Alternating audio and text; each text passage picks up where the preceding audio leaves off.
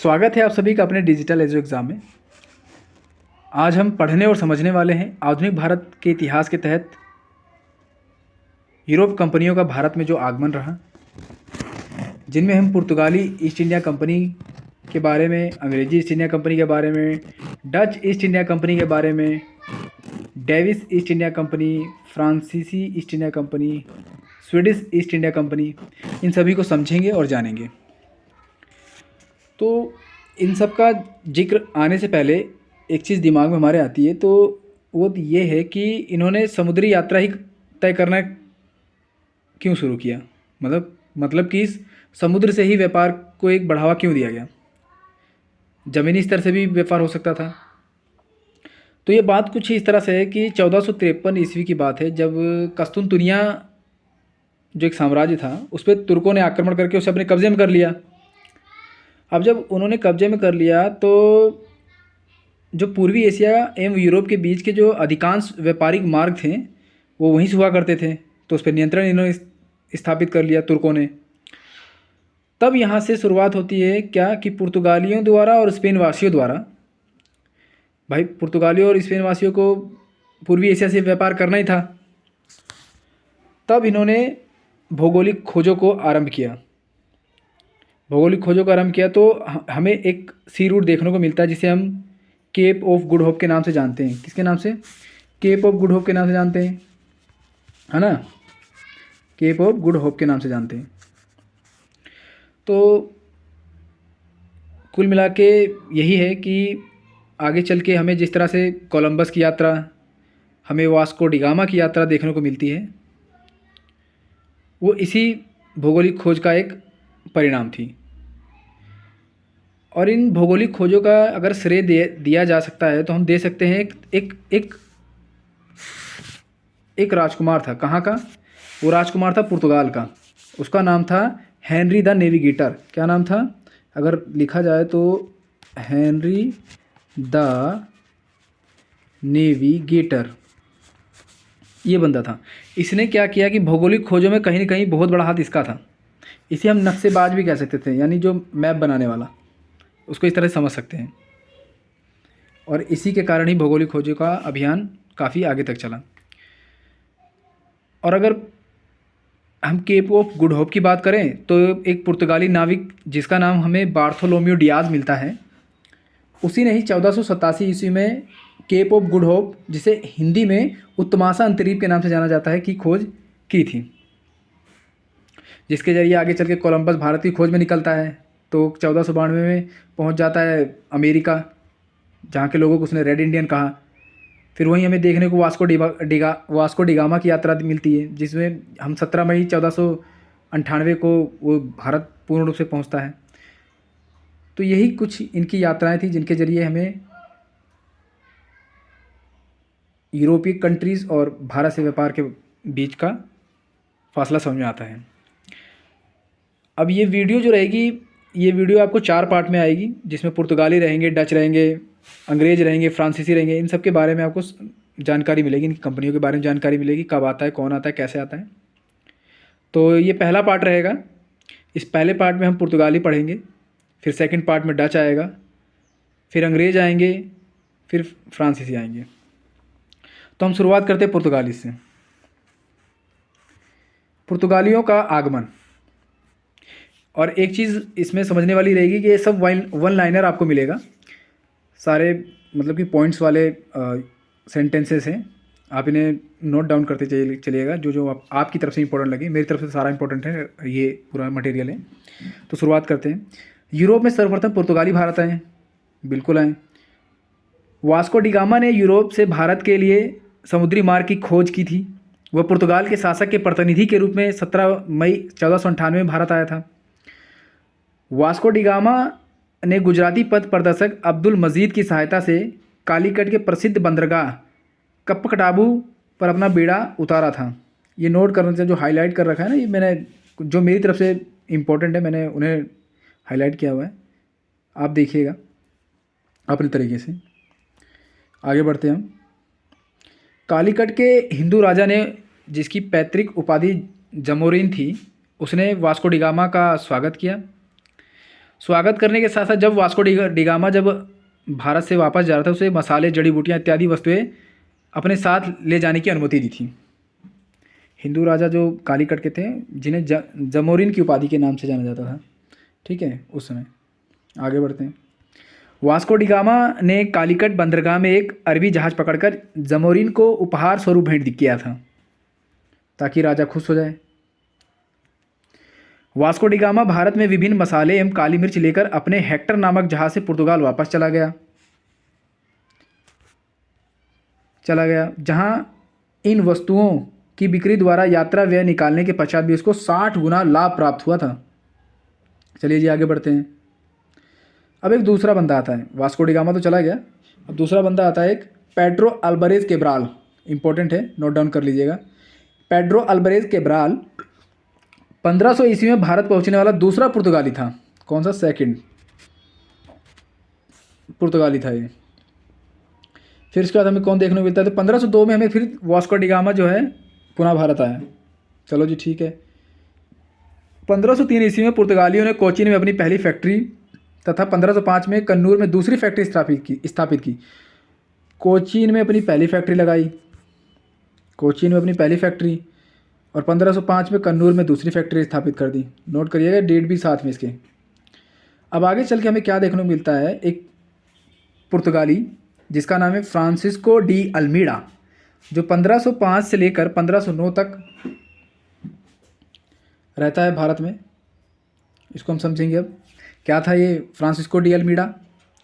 वर्ष 1505 में Francisco de Almeida को भारत का प्रथम पुर्तगाली वायसराय बनाकर भेजा गया था। प्रथम क्या? पुर्तगाली वायसराय बना के भेजा गया था। अल्मीडा का मूल उद्देश्य हिंद महासागर, विशेषकर अरब सागर के क्षेत्र में मजबूत सामुद्रिक नीति द्वारा शांतिपूर्वक व्यापार करना था, और इसी के तहत इसने जो है ना ब्लू वाटर पॉलिसी चलाई थी कि अपने तरीके, मतलब अपना काम निकालने के लिए और शांतिपूर्वक अपना व्यापार चलाने के लिए, है ना। आगे देखते हैं।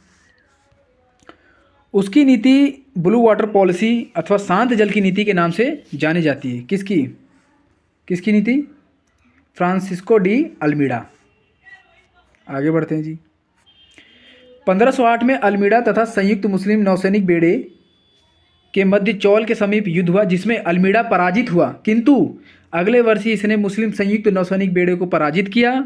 फलस्वरूप 16वीं शताब्दी में हिंद महासागर पुर्तगाली सागर के रूप में परिवर्तित हो गया। 1508 में तो ये हार जाता है। जो मुस्लिम नौसैनिक बेड़े थे, जिसमें गुजरात और मिस्र, तुर्की जो सम्मिलित थे एक सेना के तौर पे, और दूसरी तरफ अल्मीडा था। 1508 में ये हार गया, चोलों के समीप युद्ध हुआ था, और 1509 में पुनः ये जीत जाता है। और इस जीत के साथ ही उसने क्या किया कि हिंद महासागर पुर्तगाली सागर के रूप में परिवर्तित हो गया। आगे बात करते हैं 1509 में और 1515 तक में अल्फांसो डी अल्बुकर्क आता है। अल्फांसो डी अल्बुकर्क के बारे में पढ़ेंगे, जो 1509 से 1515 ईस्वी तक भारत के इस क्षेत्र में रहता है। अल्मीडा के पश्चात अल्बुकर्क पुर्तगाली वायसराय बना। इसको हम सेकंड वायसराय कह सकते हैं, पुर्तगाली। कोचीन को पुर्तगालियों का मुख्यालय बनाया। किसको? कोचीन को पुर्तगालियों का मुख्यालय बनाया। अल्बुकर्क को भारत में पुर्तगाली सत्ता का वास्तविक संस्थापक माना जाता है। किसको? अल्फांसो डी अल्बुकर्क को क्या माना जाता है? वास्तविक संस्थापक किसका? पुर्तगाली सत्ता का, भारत में। आगे बढ़ते हैं। 1510 ईस्वी में अल्बुकर्क ने बीजापुर के आदिलशाही यूसुफ सुल्तान से गोवा को जीत लिया। यहीं से भारत में पुर्तगाली साम्राज्य का प्रभावी नींव पड़ी। चलो जी आगे बढ़ते हैं। अल्बुकर्क ने विजयनगर के शासक कृष्णदेव राय से मिलकर भटकल में एक किला बनाने का आदेश प्राप्त किया था। कहाँ? भटकल में एक किला बनाया, विजयनगर के शासक के कृष्णदेव राय से मिलकर।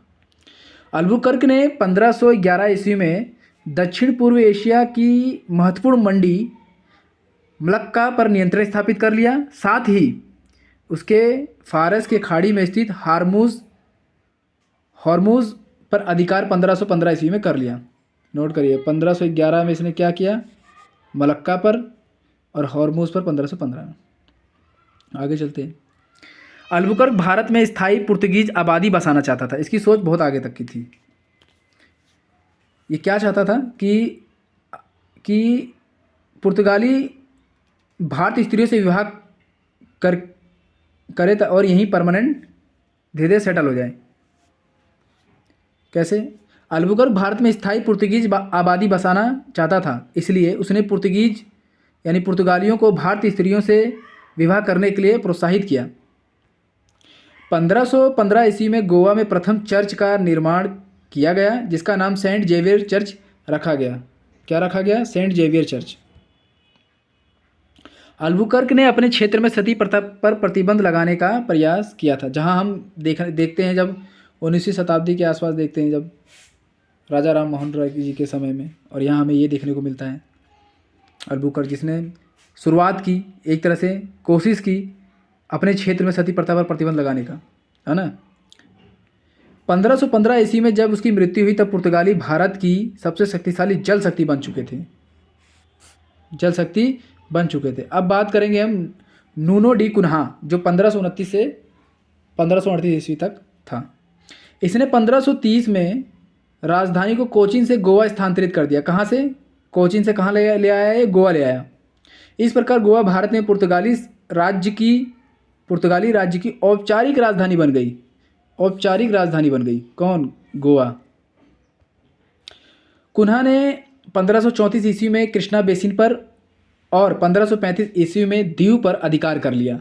इसका गुजरात के शासक बहादुर शाह से कृष्णा बेसिन के विषय में समझौता हो गया, परंतु वहां दीवार खड़ी करने के प्रश्न पर बहादुर शाह से पुर्तगालियों का संघर्ष हो गया, जिसमें संभवतः बहादुर शाह की समुद्र में जहाज पर हत्या कर दी गई। आगे पुर्तगालियों ने सामुद्रिक भारतीय साम्राज्य को एस्तादो द इंडिया नाम दिया। क्या नाम दिया? भारतीय साम्राज्य को क्या नाम दिया? एस्तादो द इंडिया नाम दिया। उन्होंने कॉर्टेज अरमेडा काफिला व्यवस्था के तहत हिंद महासागर में होने वाले व्यापार को नियंत्रण करने और उस पर कर लगाने का प्रयास किया। तो कॉर्टेज क्या था? एक परमिट था, एक प्रकार का ये परमिट था। और कैसा परमिट था ये हमें आगे पढ़ने को मिलेगा। और ये अरमेडा काफिला व्यवस्था क्या थी ये भी हम समझेंगे। इस व्यवस्था ने एशियाई व्यापार पर गहरा प्रभाव डाला। पुर्तगाली अपने आप को सागर के स्वामी कहने लगे तथा कार्टेज अरमेडा व्यवस्था को उचित ठहराने लगे। ये एक तरह का टैक्स व्यवस्था थी। जो कार्टेज अरमेडा व्यवस्था थी ये टैक्स व्यवस्था थी विद परमिट के साथ। परमिट कैसा देखते हैं। इस व्यवस्था के अंतर्गत कोई भी भारतीय या अरबी जहाज पुर्तगाली अधिकारियों से कार्टेज यानी कि परमिट लिए बिना अरब सागर में नहीं जा सकता था।